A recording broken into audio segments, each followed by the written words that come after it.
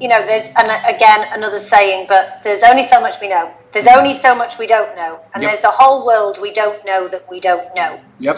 Okay? So, when we're taking our, electives around kind of 14, 15, and we're picking subjects and topics, we're already thinking at that point about, university and what we might want to do. But we're working with such a limited amount of information, and we're often working with the information that's surrounding us. So what our parents do, our aunties, uncles, if we've got older brothers and sisters. And so I think this is where people can get kind of trapped in the wrong career paths or not really reach their potential because there's things out there that they just don't know that they don't know. Yep.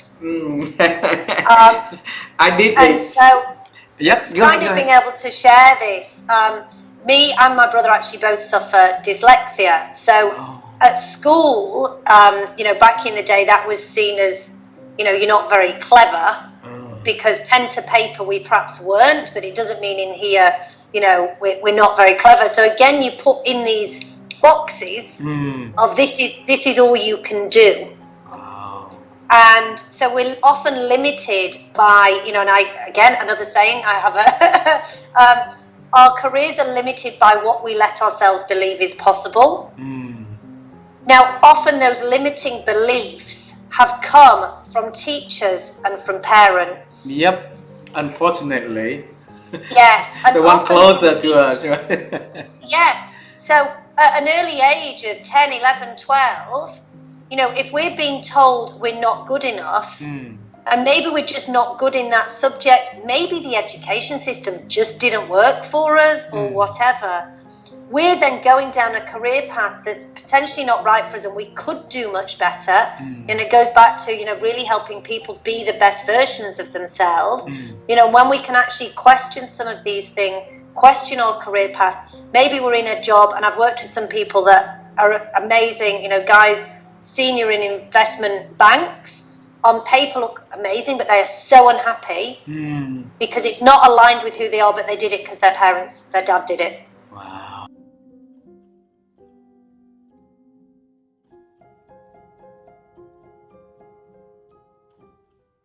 So, listening to podcasts, Okay.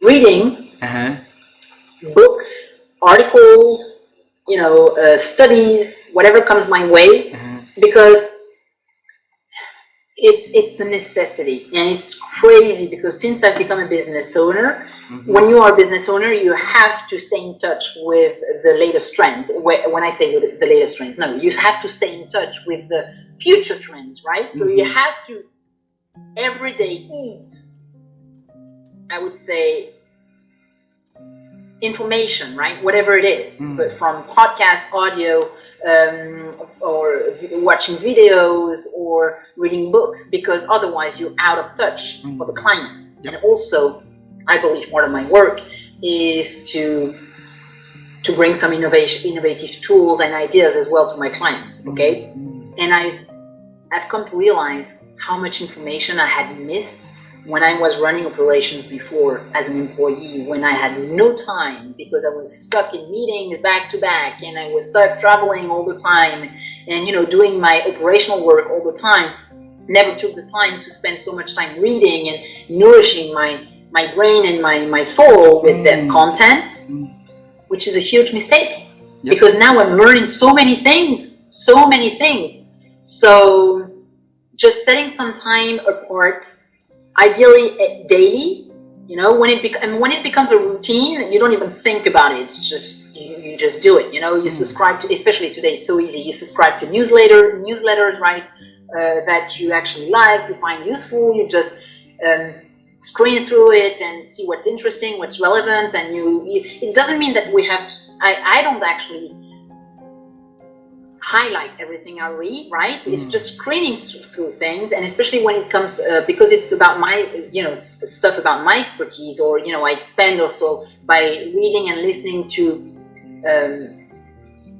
other article and content from marketing and comms and HR, because also as a business owner I also have to feed myself with not only expert content but also business content, right? So it just comes naturally. It's part of the daily routine, basically, to expand my thinking and my way of seeing things, right? It's absolutely critical.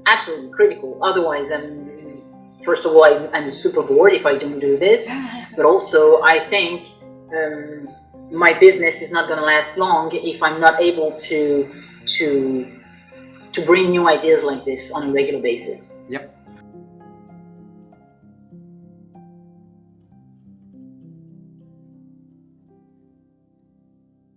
Well, I think there's a few things. I tried to do my writing in the morning, so I tried to have at least 2-3 hours in the morning without calls where I can focus on writing. Okay. I tried to talk to people later in the day, so after 3 p.m. ideally, after 4 p.m. if I can pull it off, and then every morning also I do yoga, and every evening I walk, and I'm in New York City right now, but a lot of the time I'm in the countryside, and so for an hour a day I go and walk in the trees, and I don't have my phone, and there's beautiful birds and animals, and even if I've been stuck all day, I will often go for a walk in the evening, and then I will have good ideas. So I think my conclusion is it's not necessarily all about the time, putting 12 hours a day at the computer or 12 hours a day of reading, or it's not necessarily about the time you put in. I think you need to manage your energy, and I think it's very important to have some time in nature and time to think. Wow.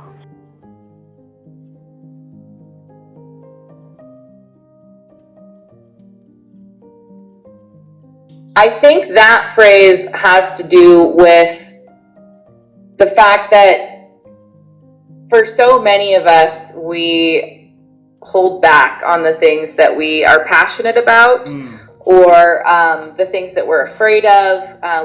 We're afraid of failure, and so we don't bring our whole selves to the table, or we don't explore those parts of ourselves that are scary. We don't take the time to really fully ask ourselves if we are contributing everything that we're sort of built to do. And so for me, showing up is taking a step back to look at who you are and what you're gifted at and what your passions are, and make sure that you are living fully into all of those things, that you're not allowing fear to hold you back, or just your imposter syndrome is another big one that, can cause people to not live into who, however you want to define it, who they've been created to be, who they are destined to be, whatever terminology people resonate with. I think for the most part, people have this innate desire to contribute, whether that's in the world at large, whether that's in their workplace, even just whether they have creative passions or hobbies, music or art or any of those things. We have a hard time sometimes taking up space in the room. We're afraid to take up space. We're afraid to be fully who we are. And so it's part of my mission in coaching to help people to fully show up. And I think of coaching as just a really sort of a sacred space where it's just like a quiet sort of space where you can really enter into reserved time to really examine those things about who you are and what's holding you back. It's less, I think people envision coaching as, going to somebody for some sort of expert advice, or you think of a sports coach that's there to sort of tell you what to do or cheer you on.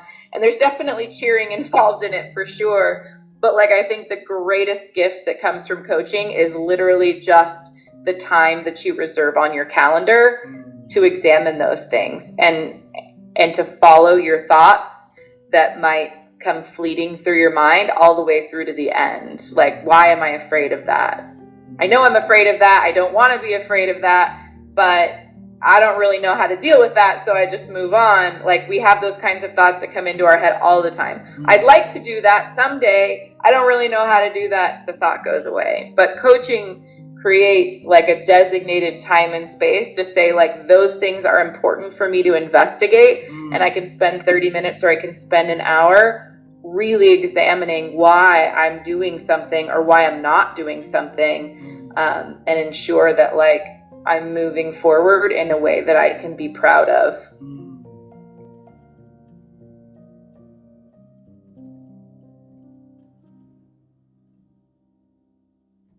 I hope I can help with this. That's a very interesting question. Because it's unconscious. Yes. So that is really interesting. I would share one thing that occurred to me while you were talking is that if something scares me, I pay more attention to it, and I usually do it anyway, and I challenge myself to do it anyway.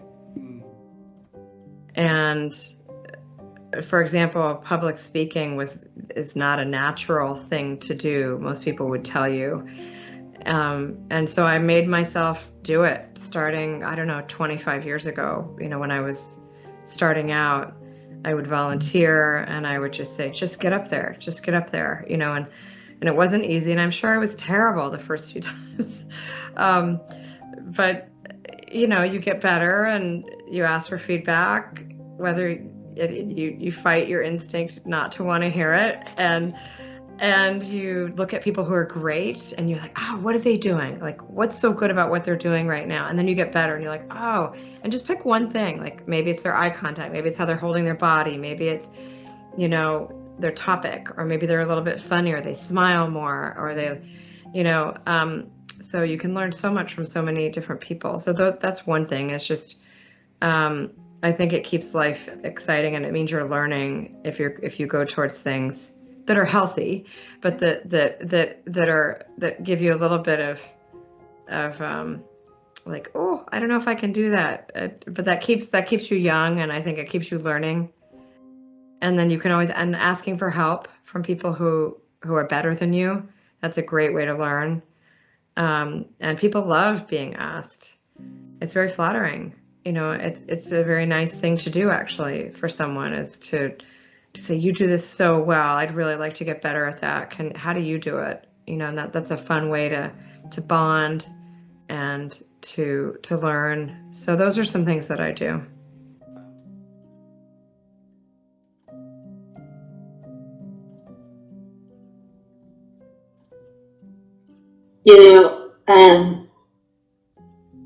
It's first giving myself my moment of quiet and scheduling it, because it is hard, with the busyness of our life. But process my thinking, I first think about, okay, what did I have planned? What was in my plan? And what did I actually do? From that. But I look at that first to give myself a sense and a real honest look of, am I getting closer to what I want to achieve? And then I look beyond me, and to think and say, what am I seeing in others, or seeing in the organization I'm in, or the organizations I support, that I need to be adjusting, what I need to do, the services I offer, how I guide others. I put myself in the place of the people I serve. And so I think about what it is that they're dealing with and what is most important in their mind. And I process that in a way to say, how does this change what I'm going to be set up to do now? Wow. And so I look inward. I start there because I just need to get that out. That's me. I just, like I said, what did I set out to do, and how did I get, how I progress in that way? But then I focus on the people I serve. What are they set out to do? And how am I helping them achieve it? Am I focused on the right things? So So there's the two components is the way I process: inward, outward thinking, to then give me the sense of, I then go back to what I envisioned for myself. I'll look at strategy, I'll look at plans, certainly, but am I doing what is in the interest of what I envision?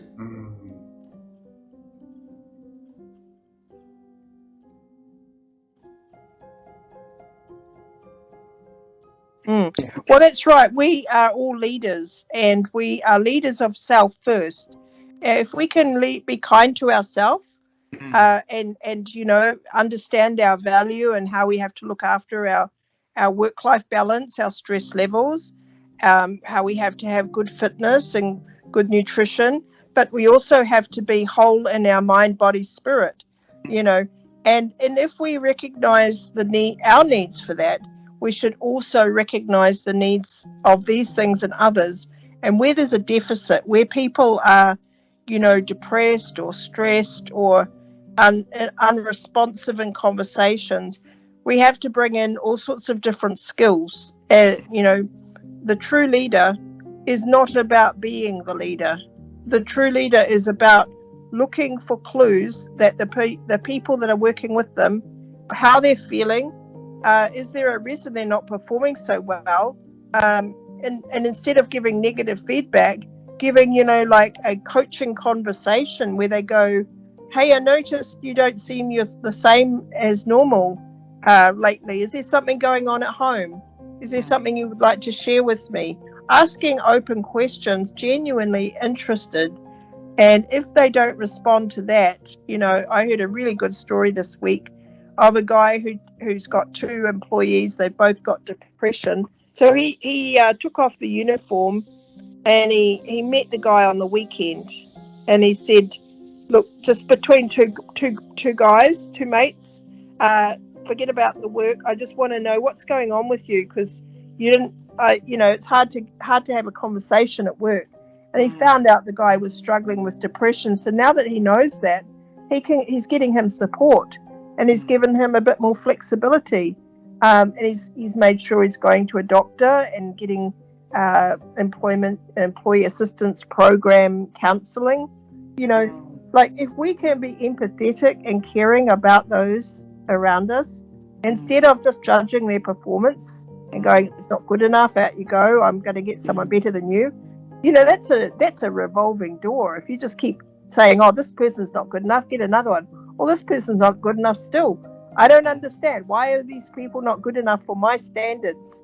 And it's because too many people beat their chest and go of their own ego, and they go, you've got to win my trust.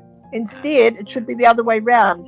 I will trust you unconditionally until I cannot trust you anymore.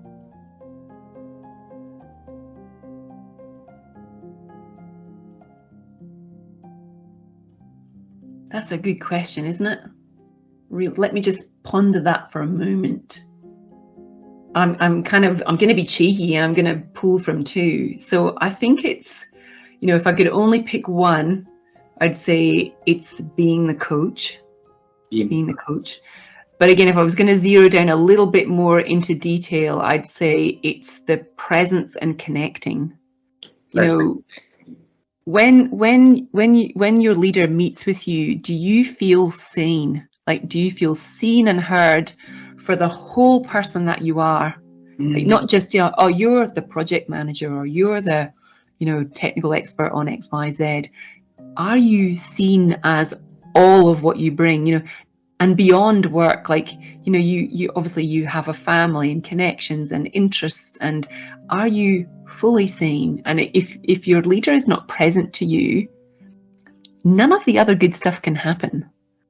So I think it's about connecting, being present, seeing the person, and also, as you said, imagining what they can be, even if they can't see it yet. They can't see it. And then guiding, nurturing, supporting, challenging, encouraging them to become their best. So I've managed to sneak a few extra ones in there too. But yeah, it's the coaching and connecting. I think it's the gateway. You know, Barack Obama said reading is a gateway skill. Like, you know, reading opens the door to all of these other things, you know, you're learning. And I think for me, the coaching and presence opens the door to all the other leadership aspects. You know, if you don't connect and you don't coach, the rest is just not going to be that good.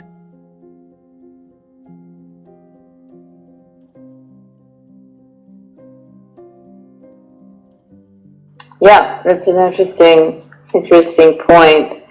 You know, first of all, I think it's, for me, it's about getting out of the silo. You know, it's very easy for us just to be doing what we're doing in our area of expertise, right?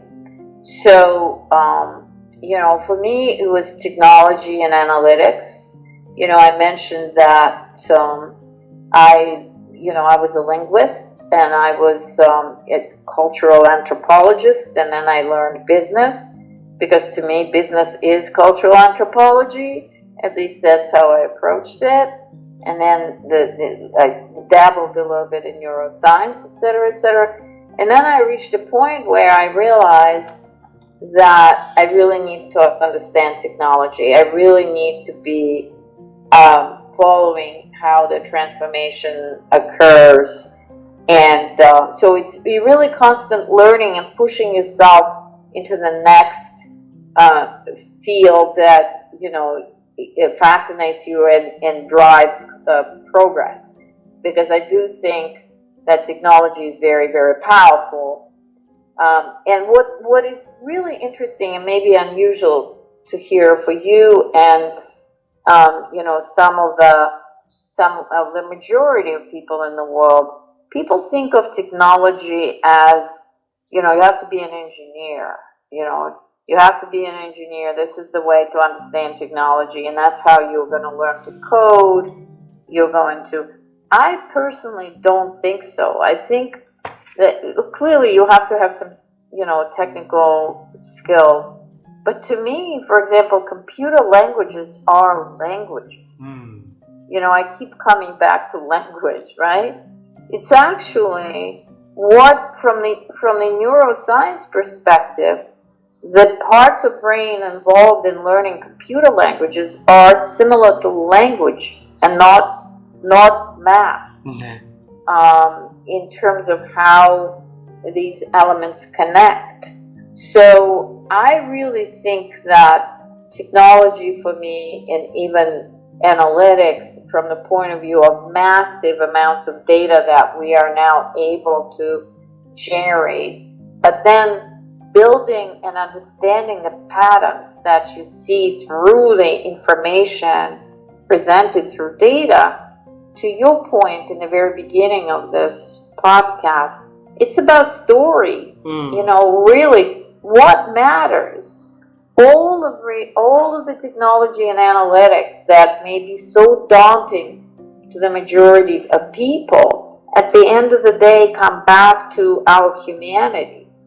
Why are we doing it? Can we tell stories that are going to be impactful and are going to move a lot of people in the right direction, right?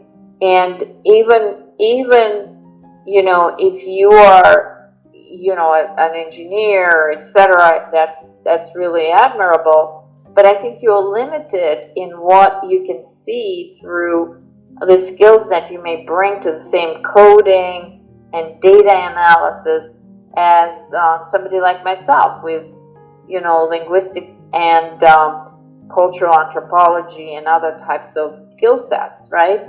So what's fascinating to me is that I think we are coming the full circle to this next level of innovation. And my recommendation to people who want to be current, who want to be challenging themselves and grow, is always look at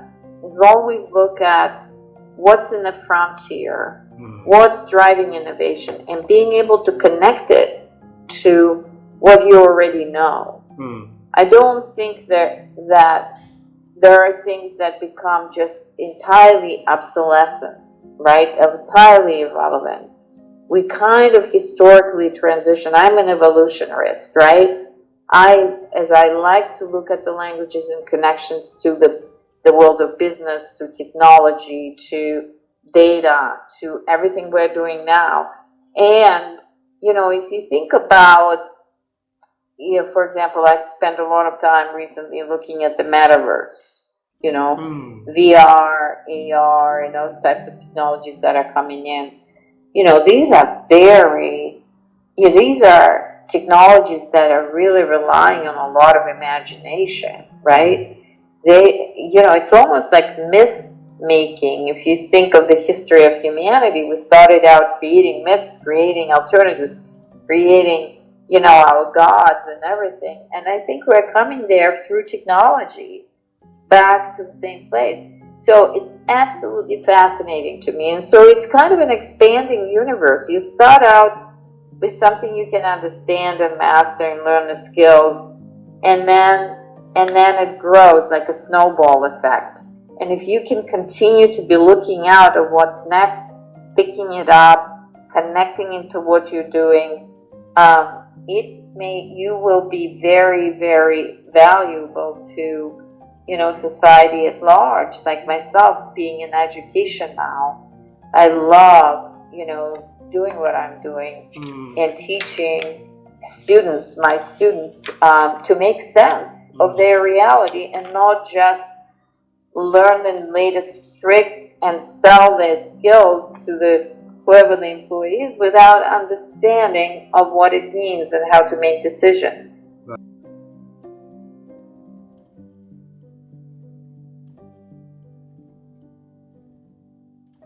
So breath is a really important word to me. When I was at a really low point in my life, I actually looked over on the wall and I saw a poem and it had the word breath in it. And I thought, you could take everything from me, but you can't take my breath. That's mine. And I actually got it tattooed on me. That was in 2015. So fast forward to 2020, where I'm figuring out who I am and my truth and what I'm supposed to be doing in this life. And I'm working with someone who I no longer work with, but we did a lot of work together. And we are like, that word needs to be an acronym. So we think of breath as an acronym. B is for begin where you are. R is reclaim your power. E is excavate core values. A is allow, T is through, and H is heal. And it takes you, we created a 6-month curriculum to take people from their begin all the way to their healing spot, where they can sort of come into their wholeness, their personal freedom aligned with their core values and who they really are and their authentic selves, and therefore make more impact as leaders. Excavating core values, I think, is they're all really, really important, but excavating core values is really, that's the one that I'll probably point out to you, is because most people don't really know the core values that they're based on, that they live their life based on. Some people don't even have any idea what that means. And I didn't. And I remember looking through a long list of core values and thinking, you know, this one, that one, okay, but freedom, why would anybody pick freedom? What does that even mean? I remember thinking that, like, laughing, like, what does that even mean? And then I realized after excavating and doing a deep dive into myself that freedom is my overarching core value. It's the one that's threaded throughout all of the other ones. So my core values and my company's core values are love, freedom, perseverance, trust, and truth. But freedom is the one that's threaded and woven throughout all of the other ones. If I don't have my freedom to be me, authentically me, then I don't have anything.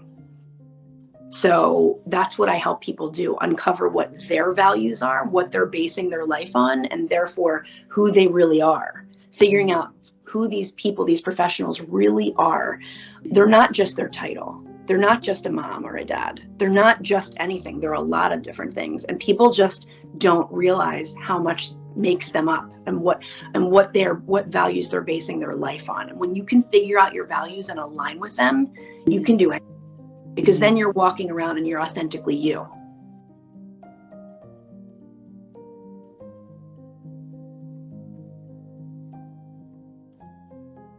Yes, I will answer you. I'm looking for my friendship chapter. So, and I don't know if you can see that, but Keep Conley, yeah. Keep Conley, yes. So Chip Conley, actually in my book, he's in the well-being section, even though he talks about the social fabric of our life. But he talks about, when you talked about the quality, I thought I wanted to quote him, because he says, we want people in our lives we can grow old with, grow young with, and ideally just grow with. And he says, a stagnant friendship is sort of like a stagnant pond. It smells and nothing lives there. So our friendship, for it to grow, it has to evolve as our life evolves. And so I like to make things tangible, right? Okay, so how do you evolve a friendship? One of the best ways is to help each other. And this again helps us have a sense of purpose. But one of my dearest friends a couple years ago called me up and said, Aisha, I'm not feeling well. I need help. Could you come and stay with me for a couple of days? And she literally asked for help. And there's a vulnerability in asking for help, right? But as soon as she called me, I thought, I am a true friend to her. Otherwise, she wouldn't have asked for help. Like, it suddenly made our friendship go to the next level. And I've told her since that I'm so grateful to her for asking me for help, because it made me feel, oh my God, like she knows she can depend on me. And so that sense of helping each other is so interesting, because you think you're helping the other person, but in fact, the person that gets the most help is you, because helping somebody else gives you a sense of purpose and meaning to your life. And that's just beautiful. So that's even more beneficial than what you're giving to the other person. So in short, for that friendship to continue and to deepen, collaboration needs to happen. And that's, I call helping each other collaboration. And it's great that we are not alone, and we can help each other and complete each other.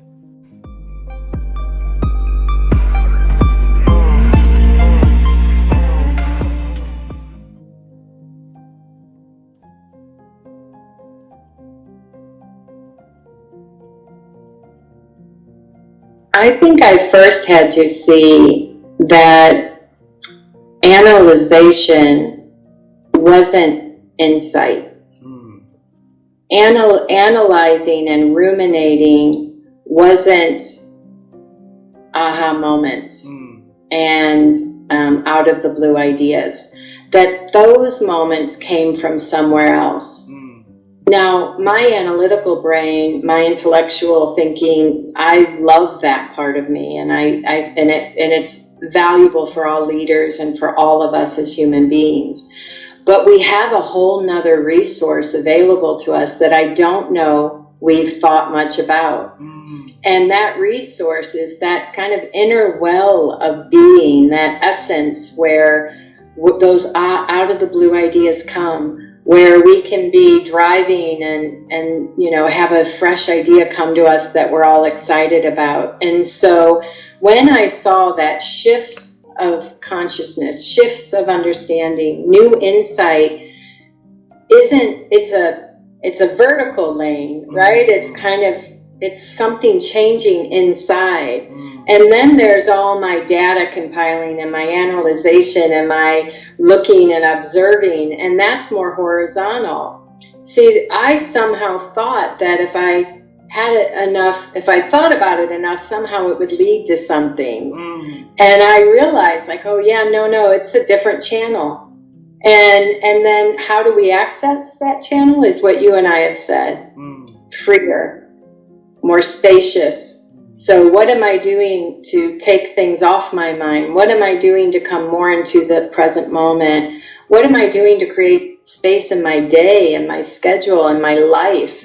Because there is a relationship between that spaciousness and the quality ideas we get and the quality thinking. And so that do I know the difference inside of me? And once I started to get my own nuanced feeling of, oh yeah, there's this deeper channel, this like other channel with creative thinking and well-being and more perspective. And then there's my mind, which has a ton of good data and information and analysis and rumination. But if I had to, if like this is impossible, right? But I would say prior to getting more curious about where creativity comes from, where new ideas and connection lives in us, I was living my life here. I was living my life in the intellectual and the processing and the and I loved it. It was fun and interesting and fascinating. But when I started to open myself up to this other place in us that has kind of different quality of life and feeling and thinking, that's when my ideas, my well-being, my ability to connect to people in a more impactful way, that was the game changer. Not getting better this.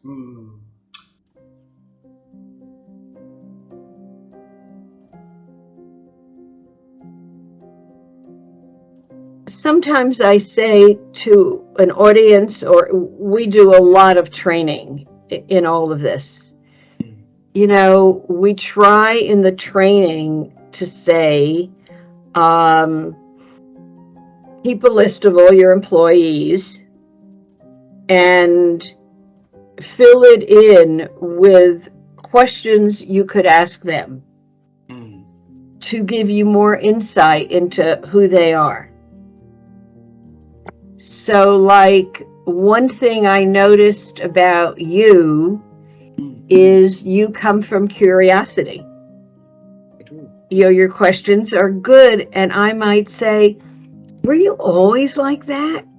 You know, I want to compliment you on your curiosity, and I'd love to know where that comes from and what you're most curious about. And even if we had 3 minutes for that conversation, you will feel good. I noticed something about you, and I asked you a question about it. And you might not have the answer. You might say, I don't know where I learned to be curious, but you will go home and sleep on it. And you'll think about it. And that's a great conversation. And you'll go home and tell your spouse, my boss asked me a good question today, and etc. So maybe it's that easy. And maybe I have to say this more in my own work. Have you asked your employees a good question about themselves every day? Have you asked your spouse a question about themselves every day? You know, and when we ask our kids, how was school? That's a boring question. Oh, it was good. But if we say, what one thing happened in school that made you turn off? Or what's one thing that happened in school that made you light up? There's something you can do something about.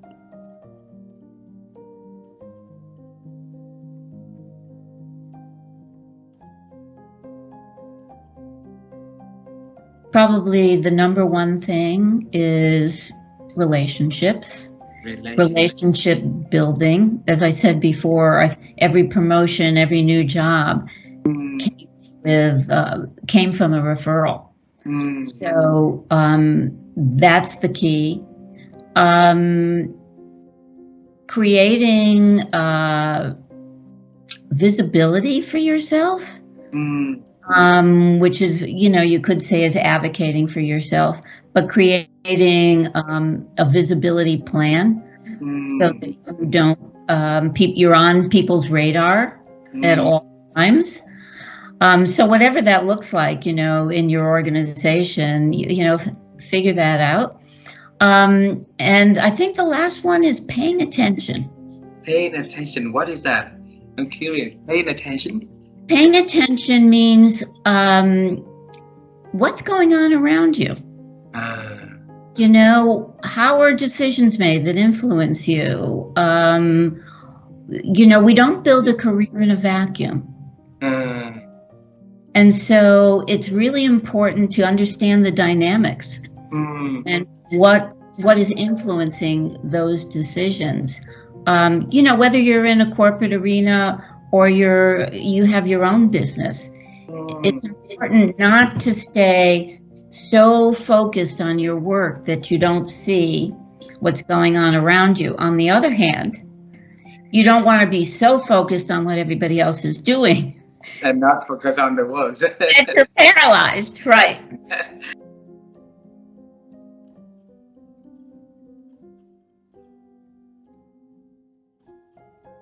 You never stop thinking, but you have to be careful that your thinking is a healthy thinking and it's growth as well, because there's so many people in our world overthinking at the moment, and I do call them fleeting thoughts. So there's so many people with thoughts that just run round and round and round and round again on them, and they can't get their minds to stop. I used to have that many years ago. I was in roles that were probably quite pressurized in sales, and I remember having that overthinking, and I had to learn tools and techniques to be able to stop that happening, because that's not healthy for your mind or your body, nor is it productive, because you're using the energy to do all that overthinking, which means you've got less energy to do the actions or the clear strategic thinking that you need to be doing to find solutions.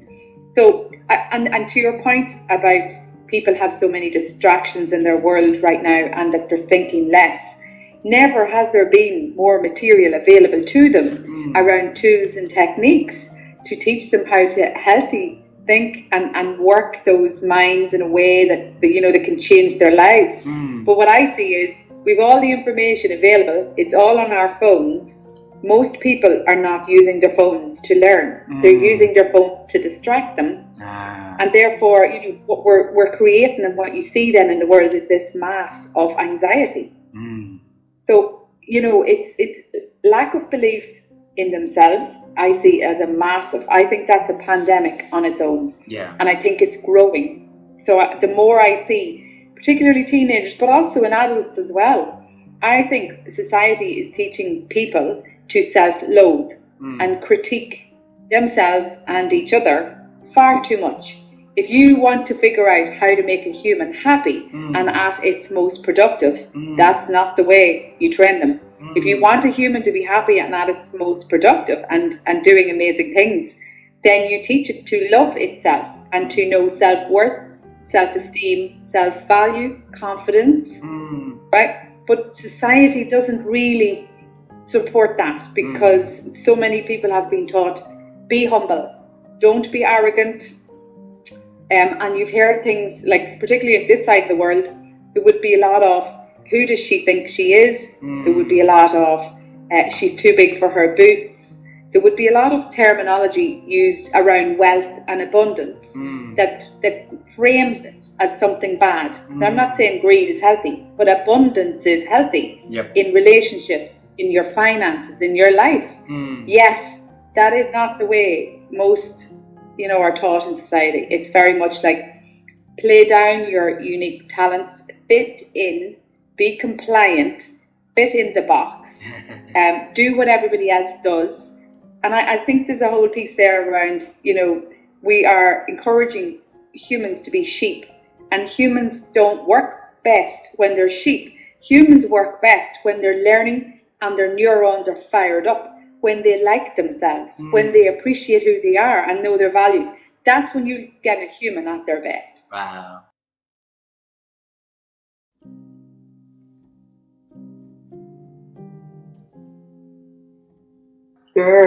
Sure. So I consume so much audio content. And this is my process. So I read a physical book most mornings. I have a routine in the morning where I am always working my way through some typically nonfiction. I read fiction on vacation and trips and travel, and I read nonfiction for personal development when I just during the regular work week. And so I will be reading a book at any given point in time. I'm not really a read 5 books at one time kind of person. I do one at a time, just go straight through, assuming I like it and I finish it. So I do a book at a time that way. And then I have a 1 hour walk every day.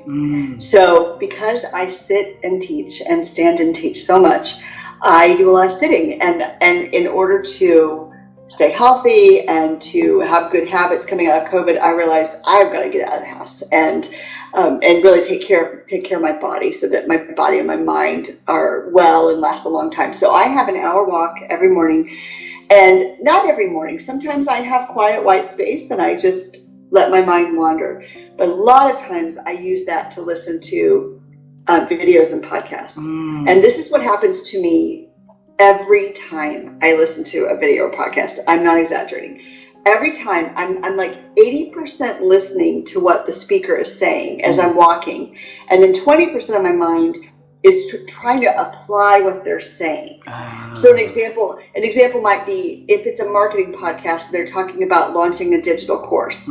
Well, even if I'm not about to launch a digital course, I'm thinking about the process of their funnel, or I'm thinking about how they answered people's questions, or I'm thinking about the secrets they share, how, what worked, and I'm applying it to something I have coming up. And invariably I have to stop, pause it, and then my staff all works remotely. We're in 4 different states in the US. So I have to jump on my voicemail app and I talk to my phone and I say, okay, team, here's what I want to do. And I get the message out there to the staff, and we talk about it later, but it's basically a placeholder for me to say, don't let me forget to come back and tell you about this thing.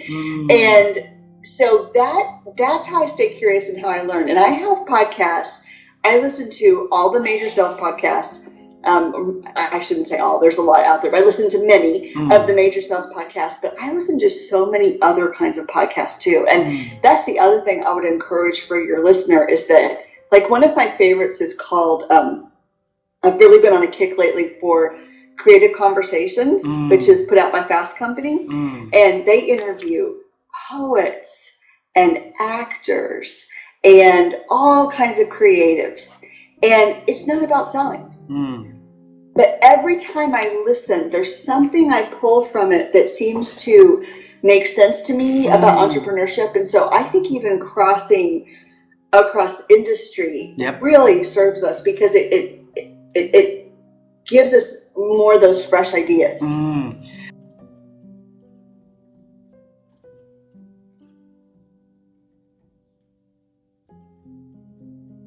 All the more that at that time there was obviously no internet and no mobile phones, and when you were, away, you were really away, really cut off from your family. But that was part of the experience, and it made me connect in a way more deeply with my family, because we exchanged letters. There was no other way to keep in touch, so we wrote letters on paper, and it took quite some time to reach me, and vice versa. And so we wrote to each other. So it takes time to reflect on a paper. It's not like sending a WhatsApp. It's not instant emotion. And I missed some of the big milestones in my family life. For example, I remember my dad turned 50, and I was not here. I was in Vietnam, and they organized a big party at home, and it made me reflect on what I felt for my dad. And so I wrote him a long letter, 6 pages, to reach him on his birthday. And in this letter, for the first time, I said to my dad that I loved him, and that he was important for me, and that there were things I that made me want to, but other things that just made me want to hug him. And these are the kind of things I never said to him before. I kind of took him for granted, him and my mom, as long as they were here, it was just part of a normal life. But now that I was away, far away, it made me reflect and appreciate the people more, and not just as my mom and dad, but as people, as individuals, as great people. And so the next time I returned home, a few months later, we hugged each other so deeply, so strongly, and we said to each other that we loved each other. I said to my dad for the first time, "I love you," and he said, "I love you too." It was so beautiful. It was going away that made me actually come closer.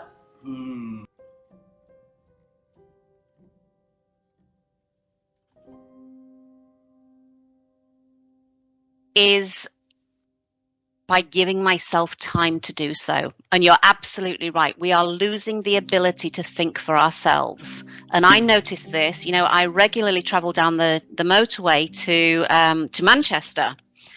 And every time I go down there, I put the sat-nav on. And if you ask me to drive there now without the sat-nav, I don't know that I could get the right junction and turn off. And I do it regularly. And I still rely on my sat-nav. So I don't think for myself when I do that anymore. We have so many apps on our phones that tell us what we need to know.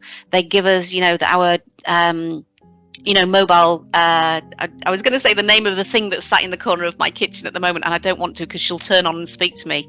But, all we ever have to do is say, I had a builder here a couple of days ago, and he was trying to work out the floor space that we needed for tiles. And he just said to her, "So what's 1.7 times 3.4? And she gave him the answer. And I thought, you didn't even have to use maths then. You just had to ask your, voice-controlled unit in the corner, and she gave you the answer. You don't think anymore. And so, absolutely, we don't do that thinking. So I think there's a lot of things that, not just that educational thinking where you learn, and you keep remembering how to do all of those soft skill stuff. But also having that time, like I did the rain analogy before, and walked through that, is just giving myself those 30 seconds that probably took me, or giving myself 5 minutes at the end of the day, or just making sure that I schedule time in my diary that is time for me to think. And that's really what you need to be able to do, is whether you go out for a walk, and I do a lot of walking, whether you go out for a walk, whether you just sit quietly, whether it's on the bus on the way home, whatever it is and wherever you are, just ring fence for yourself as often as you possibly can time to think.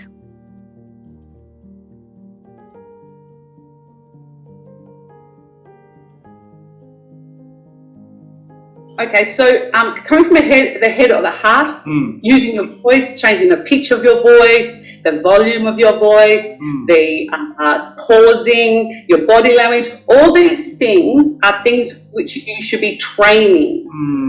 When you're doing a performance, you shouldn't be thinking about, maybe I'll come from the head here, maybe I'll come from the heart. When it's like on a basketball court, that you learn how to dribble, you learn how to shoot, you learn how to do these things, and then you learn them, but you don't think, should I shoot now?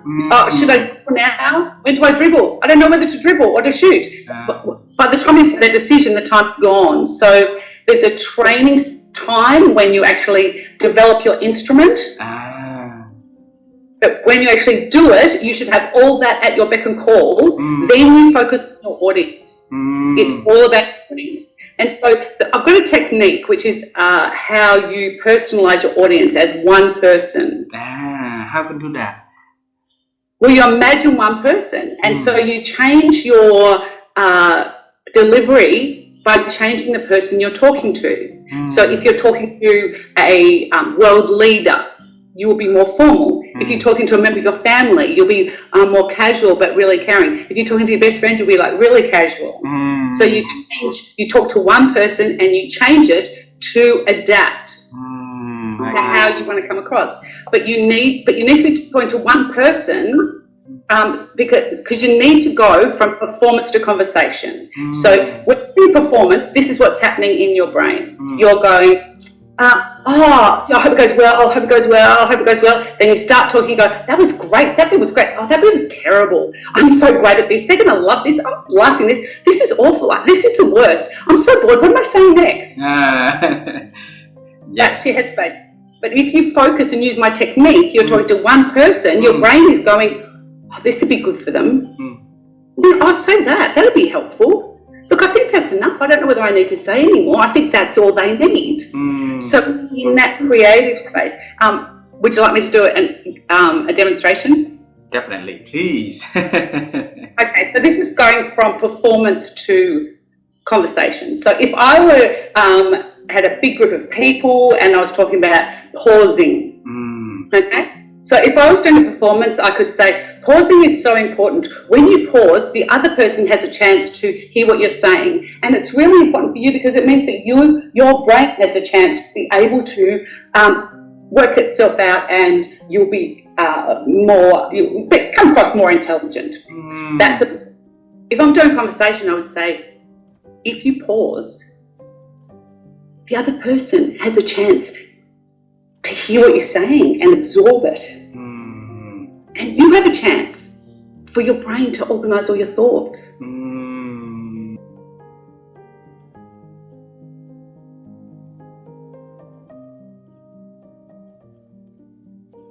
So I read a book every week, a non-fiction book every week, and it helps me to keep the open mind. So that is one thing. And I capture those books as a visual. I don't know if you've ever seen them on visualsynopsis.com. Again, I give away the posters free, the visuals of each book and what I thought of the book. But that keeps my mind open. The other thing is the value of questions. The value of questions. As things become more complex, the value of questions increases. It's not answers that give value, it's the questions. And so I encourage my clients, when they're overwhelmed and they're struggling with things, write down questions. What are all the questions you have?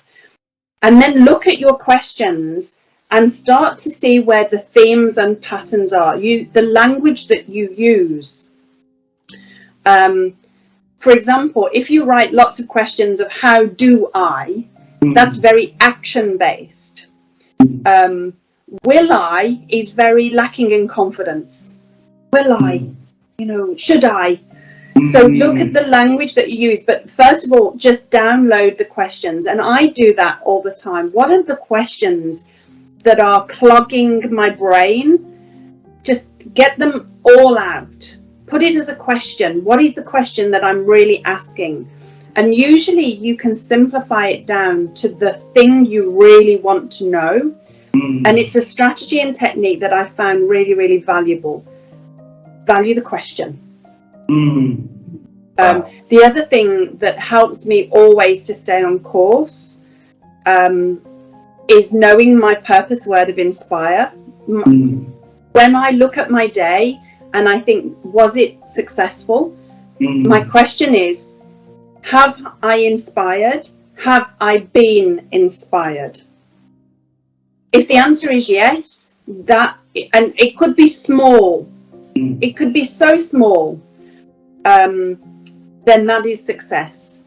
And so when I have decisions to make, again, I come back to questions around, does this allow me to inspire or be inspired?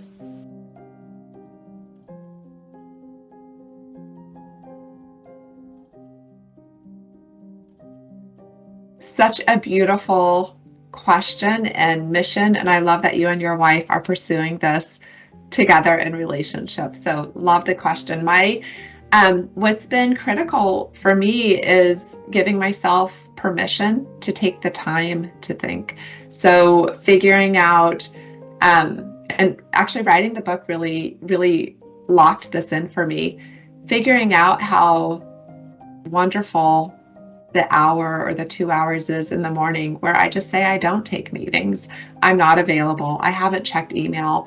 I'm sitting on the couch with my journal next to the puppy, with a cup of coffee, asking myself questions. And so the space and time and permission is one. The second one is the power of exploratory writing.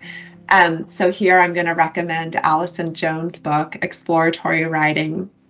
And I've learned so much from her about all you do is set a timer for 6 minutes. 6 minutes. We all have 6 minutes. No way we don't have, everyone can find 6 minutes in the day, I think. Ask a question, and her book is loaded with prompts. And then just start writing on a piece of scratch paper. It doesn't need to be, don't make it a pretty journal that makes it too precious, but just a piece of scratch paper. Reflect on see where the pen takes you.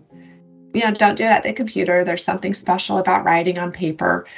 And use your writing as a way to explore your thinking, as opposed to using your writing as a way of documenting what you know or what you understand about the world. But use it as exploration. Such a powerful tool for thinking.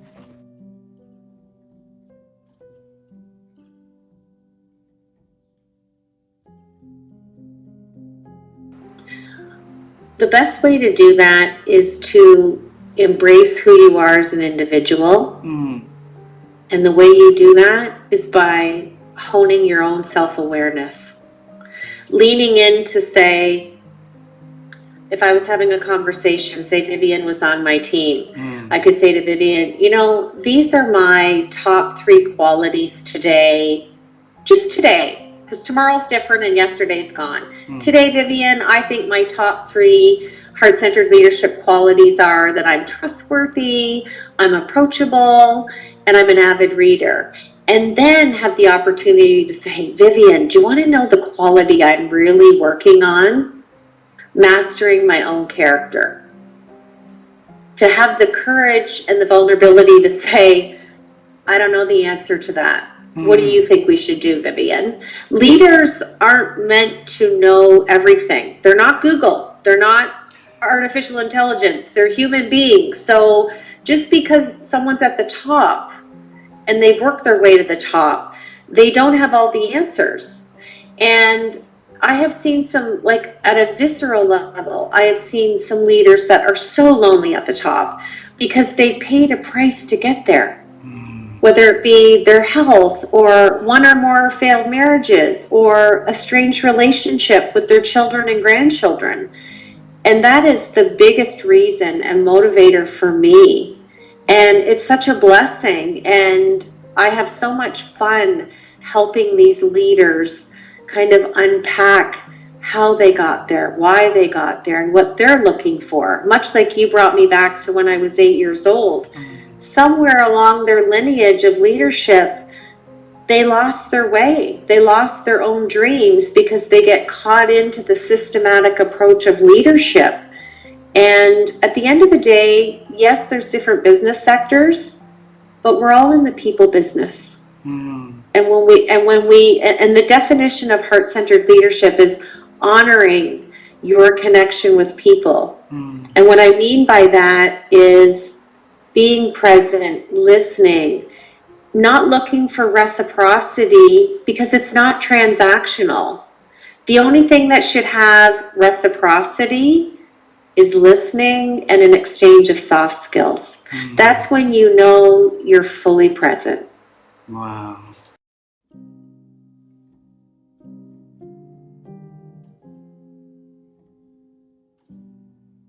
Yeah, I think there's lots of textbook definitions, but very simply in my own words, I think diversity is about being able to have varied opinions, right? So like having a large range of opinions maybe at the table. Whereas inclusion is actually being able to bring all those opinions and to be in full voice. And a lot of my work, right, is really about not just getting my work in information and the work that I do in the book. It's not just about getting women of color promoted. But what I have found in my own research is that a lot of women of color, once they get to the seat, they're not really in full voice. They're not feeling powerful because our definition of leadership, our definition of what we think we need to advance has been very narrowly defined. So I think my work in particular around inclusion is really, inclusion and belonging is very tied together. It's about really unpacking how we think of leadership. It's about really making space for different kinds of leaders, because again, I think we very narrowly define what the criteria is, what's important, and having more varied examples that we can lead in very different ways. And we're in a moment in the world, I believe, where we need leadership to really evolve and to be different. And we need many voices and a lot more, not just diversity, but a lot more ability to show up in different ways at the table if we're going to address some of the biggest problems we have on the planet.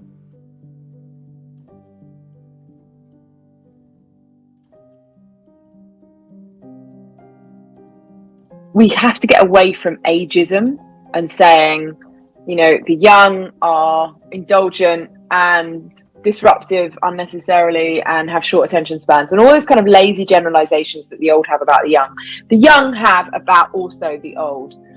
And I just think we need to get away from that, and almost learn, if we're a manager in a business, or even if we're a mother to a 5-year-old son, to step out of our own time and say, okay, there's a reason why Netflix is boring to him, because he was born with it.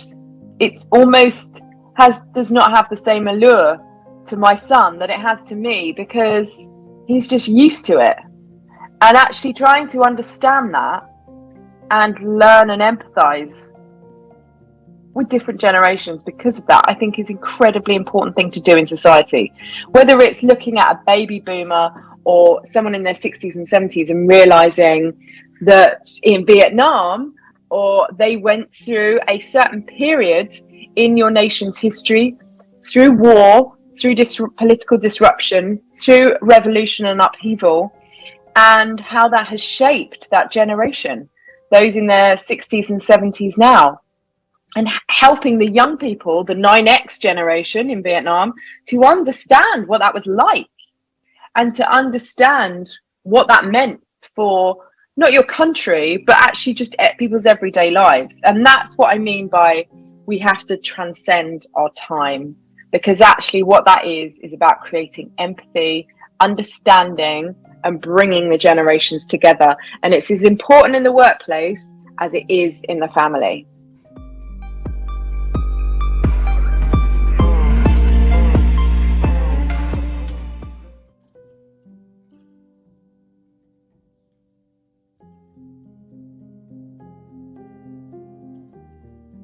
I like to read a lot, and when I read, it spurs new ideas. So that's one way, and the other way, I like to put my phone down.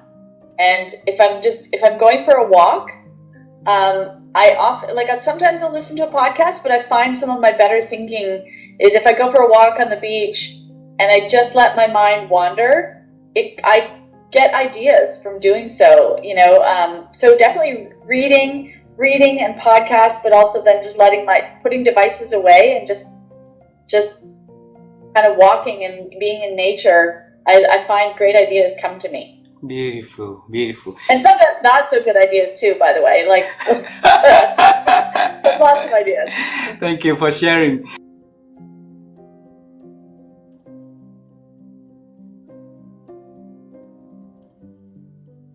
Well, I have to say that I'm grateful for my cultural background, because one of the things that I was taught very young, a part of Jewish tradition is that we question everything. Now I drove my teachers crazy. They hated me. I always had to sit in the corner because I'm like, well, I don't know. Maybe there's another way to look at this, And they were the experts, so they didn't like my questioning. But it's a part of we had a value of learning and going to school, and always questioning. Is this truth or not? Is there another thing that we've understood, so maybe the truth has changed? So I think that always questioning what's missing. If somebody were to argue with me, what would they say? If I were wrong, what would I be wrong about? So I question. It's the questioning that helps me to learn. Not just the reading of books, and because a lot of times when you read articles or social media, you're just looking to confirm what you know. So I need, and that's what coaches do. I disrupt your thinking. So it's going to be a little uncomfortable in my coaching. My third book was The Discomfort Zone, and I wrote that for leaders. Discomfort is a part of learning. That means we're letting go of what we knew, and that's uncomfortable. The brain doesn't like that, and to open to what else is possible. So I help other people I disrupt their thinking and make them a little uncomfortable to open them up. But again, it's what I had learned, that maybe I don't know what's the right way, and to question. So I think that's how we expand our learning, is to say, I don't know, what do you think? And take in other ways of seeing things, and then you can go back to your own way, but at least question it. Yeah.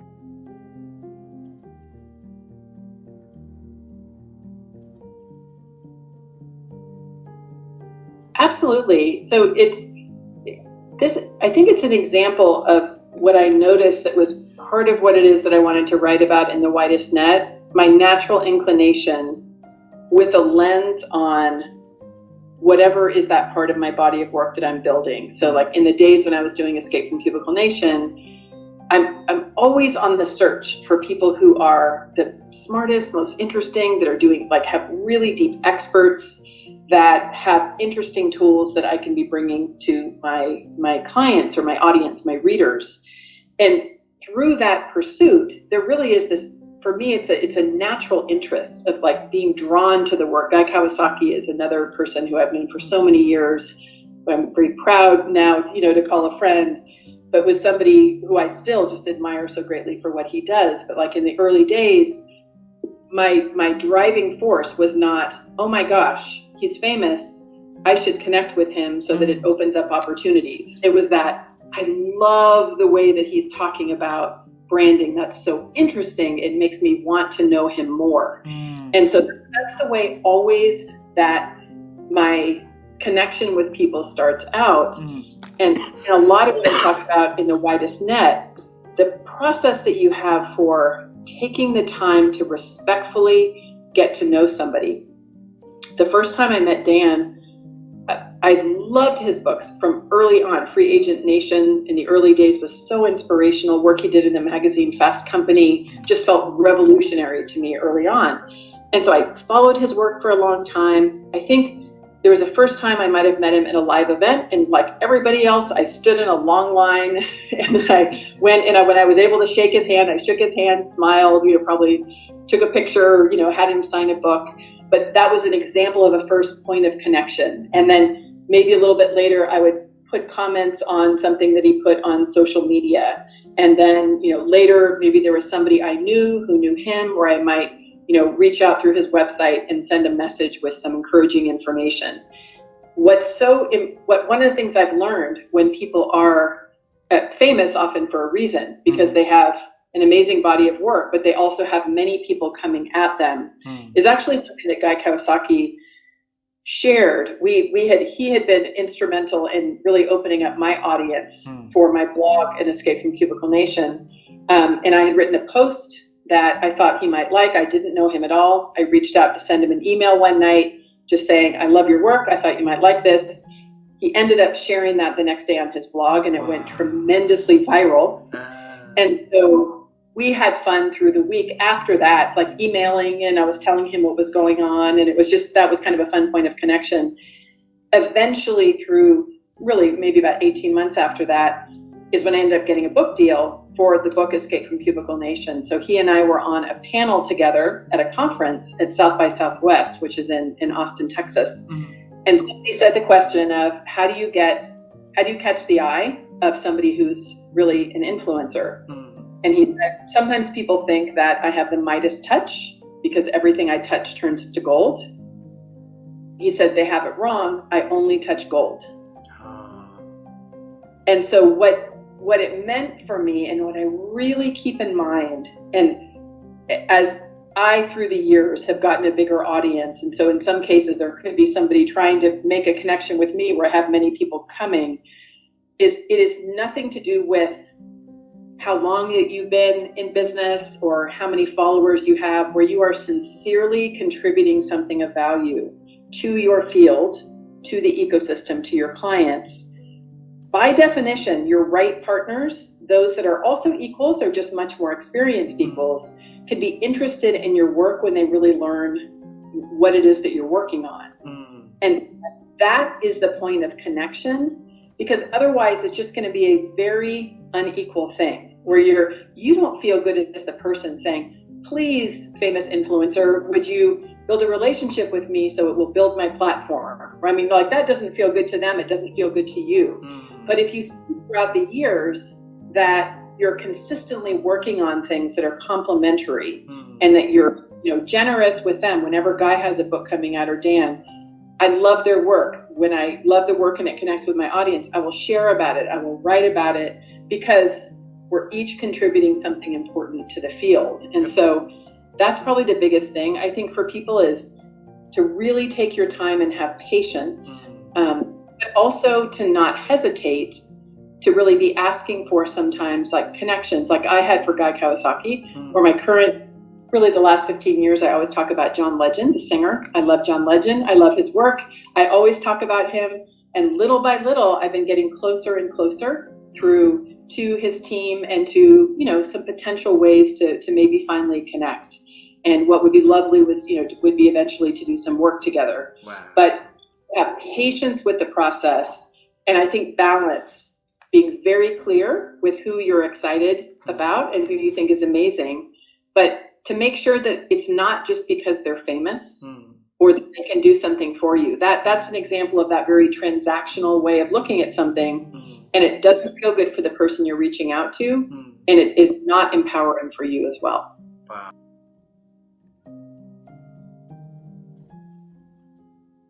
So I think it's really important that we're very deliberate in what we do. And what I mean by that is sometimes we can be very complacent and you do the same thing over and over, but you're not really growing and developing and challenging yourself. I mean, and that is, it would have been easy to stay at Space Foundation and just keep doing the same old thing. But I think we as human beings, just like you've challenged yourself by creating this podcast, by meeting new people, by learning new things. So I think what we all need to do as humanity is to continue to challenge ourselves, to continue to grow and learn, because think about what's on the horizon. Artificial intelligence. Artificial intelligence is going to change everything. It's going to change how we do things. It's going to change jobs. It's going to eliminate jobs. It's going to create new jobs. It's going to change. I now have AI that I'm using in my new company, SB Global, that's helping me take notes and synthesize my notes for my book and everything. So we have to continue to grow and learn. We have to continue to challenge ourselves. We can't get complacent, because I think when you get complacent, that's when your brain stops thinking. And your brain, it's not a muscle, but it's like a muscle. It has to be used. It has to be challenged. And that is one way to do it. And I think you've demonstrated how you've challenged your brain by doing all these interviews.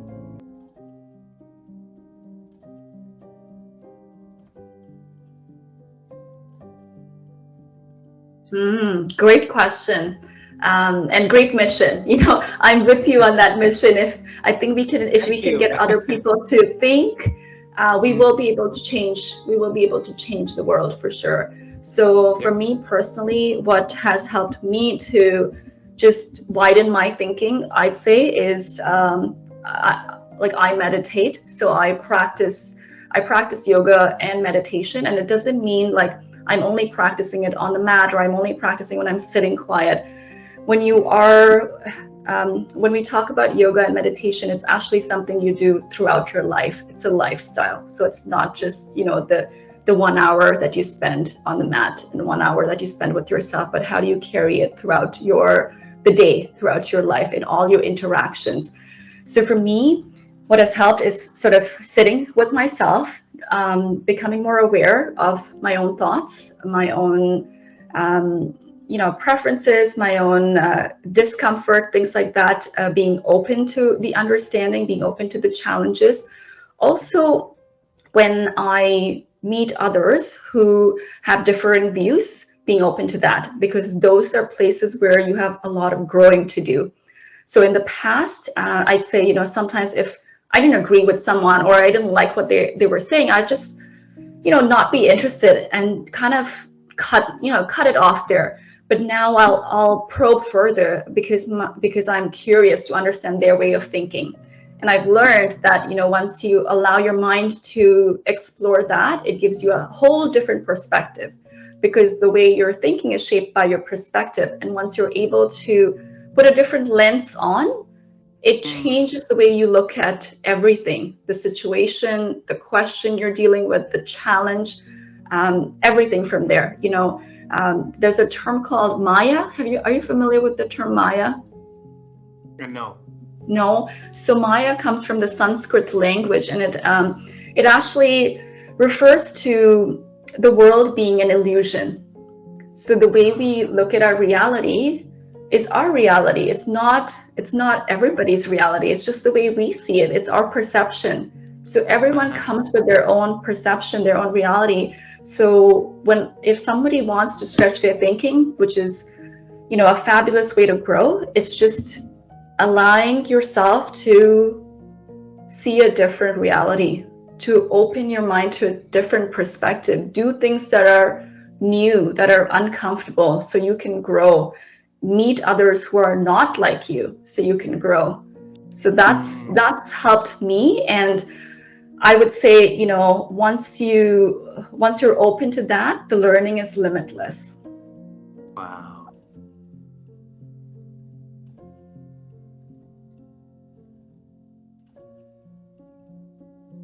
I think it's a lifelong journey. I can't say I know fully who I am today. I hope and I pray that today I'm a better version of myself than 14 years ago when I started my journey. And I hope that I will continue this journey, until, I leave the earth, right? So I think that the idea is to continue the journey. So embarking on it is a process, it's a journey. And so if you think of it as a destination, then you will fail, because once you get there, then what? Then you get there, then what, right? So I think the idea of understanding it's a process and a journey is really important. And then anyone can start today. You don't have to wait until you have all these achievements or all these things done. You can start today.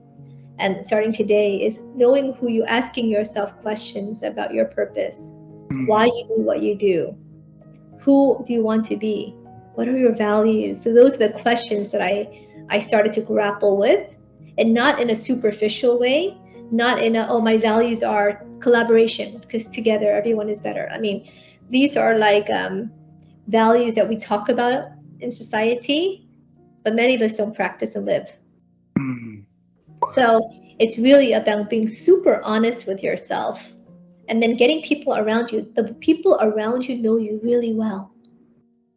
They will be very, very honest mirrors to you, and they will tell you the good, the bad, and the ugly if you are willing and have the humility to listen to the ugly.